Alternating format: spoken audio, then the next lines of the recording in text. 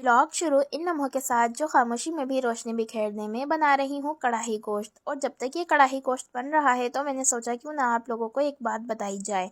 बात वो ये है कि एक मेरा स्टूडेंट है जो वो एग्ज़ाम में भी छुट्टियाँ करता है।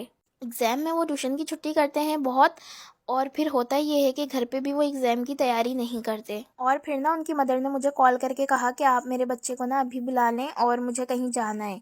जबकि वो बच्चा इतने दिन से ऑफ ले रहा था, ट्यूशन नहीं आ रहा था। और फिर जिस दिन पेपर था उससे एक दिन पहले मुझे कॉल करके कह रही है कि आप मेरे बच्चे को ना अभी बुला लें और मुझे कहीं जाना है। तो मैंने कहा मैं ऐसे अभी तो नहीं बुलाऊंगी, मैं आपको टाइमिंग पे ही बुलाऊंगी जो ट्यूशन की टाइमिंग होती है, क्योंकि भाई हम टीचर्स जो हैं वो भी इंसान हैं और हमारे पास भी बहुत काम होते हैं। ऐसा तो नहीं है कि अब हम हर वक्त स्टूडेंट्स को अपने पास बिठा के रखें। देखें, स्टूडेंट्स पे बहुत ज़्यादा तवज्जो भी देनी पड़ती है। यही सब बात करके कॉल कट हो गई और फिर उनकी मदर ने मुझसे वॉइस मैसेज पे बात की। तो वॉइस मैसेज के दौरान मैंने उनकी मदर को सिर्फ इतनी सी बात कही थी कि आपका बच्चा छुट्टी बहुत करता है, और वो बात उनको इतनी बुरी लगी ना। मैंने कहा था कि आप आज भेज देंगी तो फिर आप जो है अपने बच्चे को कल नहीं भेजेंगी। और सिर्फ मेरा इतना सा कहना उनकी मदर को इतना बुरा लगा। फिर ना उन्होंने किया भी वही और दूसरे दिन बच्चे की छुट्टी करवा ली। जब उन्हें अपनी ही मर्जी करनी थी तो फिर इतनी बहस करने की क्या जरूरत थी। मुझे लगता है कि ये वो लोग होते हैं जो लाइफ में सब कुछ पीछे छोड़ के आगे बढ़ जाते हैं और फिर उन्हें ये भी पता नहीं होता कि हमें किससे किस तरह से और कब कैसे बात करनी है। इसीलिए मैं कहती हूँ कि एजुकेशन इज़ वेरी इंपॉर्टेंट, क्योंकि अगर ऐसा होता तो वो अपने बच्चे को महीने में 4 दिन भेजने के बजाय पूरा महीना भेजती।